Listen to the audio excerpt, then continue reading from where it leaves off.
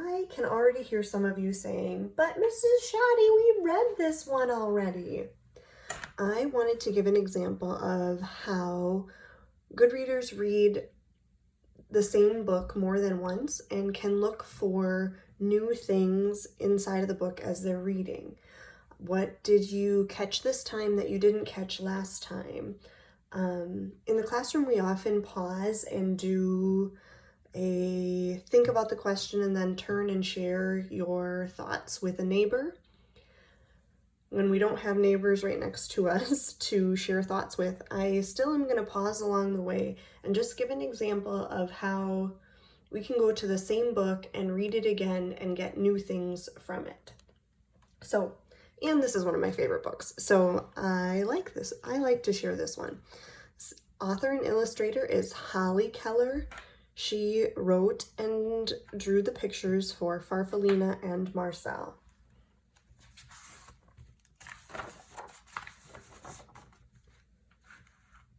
All right. The rain fell all morning. It splattered on the pond and splashed on Farfalina's leaf. She found a dry spot and ate it. And who's hiding under that leaf? Why is Marcel hiding under the leaf? "Hey," said a little voice, "you're eating my umbrella." Farfalina peered over the edge. A small gray bird was huddled underneath. Doesn't tell us, but this small gray bird, he is a gosling. We know later he's going to turn into a goose. Right now he's a gosling. Farfalina liked his soft feathers and his gentle eyes. "I'm Farfalina," she said, and she slid down to the ground. "My name is Marcel," said the bird. He liked Farfalina's smile and her pretty colors. I'm going to put a sticky note on this page because we're going to come back to it later.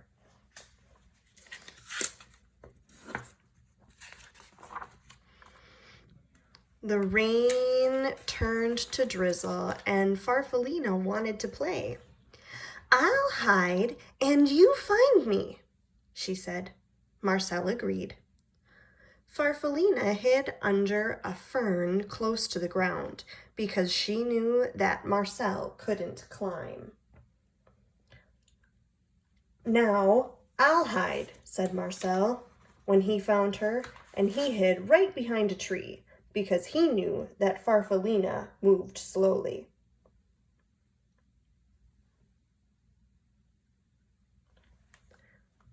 Take a minute and think about why they chose the hiding places they did. And what does that say about their character? Not what they look like on the outside, but what kind of characters they are on the inside.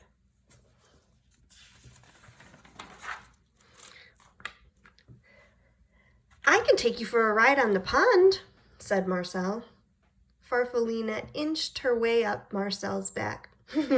"You tickle," said Marcel, and he slipped into the water. Farfalina giggled. "There's so much to see," she said. After they play hide and seek, they go to the pond.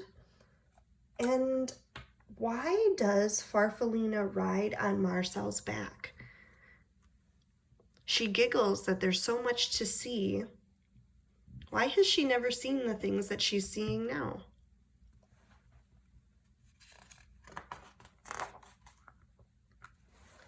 Farfalina and Marcel played together every day.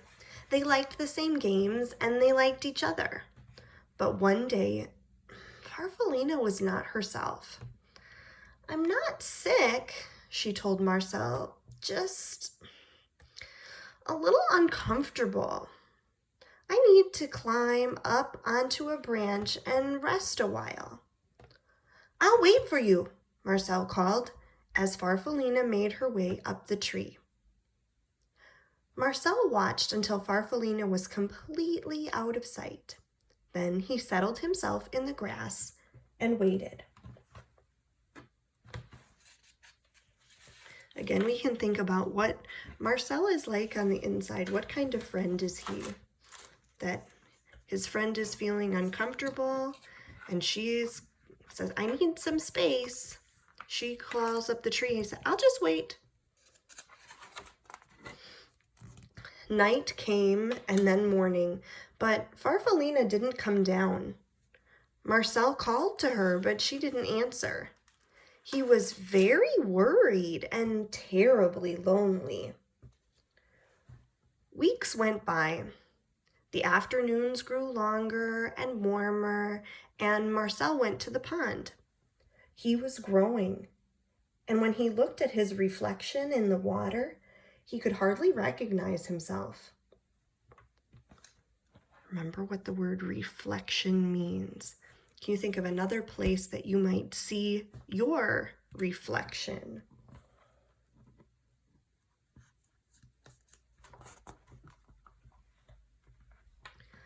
He went back to the tree every day to look for Farfalina, but she was never there. After a while, he gave up. How's he feeling? At the top of the tree, Farfalina was snuggled in a blanket of glossy silk. She was growing too. What has happened to our little Farfalina caterpillar?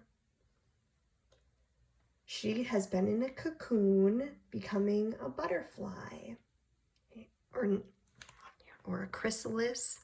We'll talk more about that. The sky was blue and clear the morning she was ready to come out and open her beautiful new wings.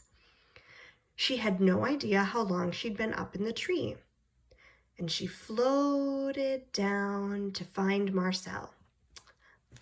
I'll just wait, she said Farfalina when she didn't see him, and she sat on a flower. After she sits on a flower, where does she decide to go? I wonder why she decides to go here. Night came and then morning, but Marcel wasn't there. Farfalina was tired and confused. She fluttered around for a bit and went to the pond. The pond was glassy smooth, except for the ripples made by a large, handsome goose who was swimming in solitary circles. Farfalina shivered with disappointment. Why is she confused? Some of those big feeling words. She's confused, she's tired, she's disappointed. Think about it. Maybe there's been a time when you have felt those things. Think about maybe what do you do to help yourself feel better when you might be tired, confused, or disappointed. She went to the pond every day to look for the small gray bird named Marcel, but he never came. One morning, the goose stopped his silent rounds and spoke to her. You must like it here, he said. Farfalina fluttered a bit. I've been waiting for a friend, she said sadly, but I don't think he'll come. Marcel liked her smile and her brilliant colors. I know how you feel, he said. I lost a friend too. She just vanished into thin air. Farfalina liked his sleek feathers and his gentle eyes. I'm going to pause here because some of these words here remind me of things that we heard when Farfalina and Marcel first met. Listen again. Farfalina liked his soft feathers and his gentle eyes. Farfalina liked his sleek feathers and his gentle eyes. That's talking about Marcel, he liked Farfalina's smile and her pretty colors. Now look back here. Marcel, liked her smile and her brilliant colors. Although Marcel and Farfalina had both changed in ways, they were still the same in ways that each of them noticed. "A ride around the pond might cheer you up," said Marcel. Farfalina thought it would, and she settled herself on Marcel's back.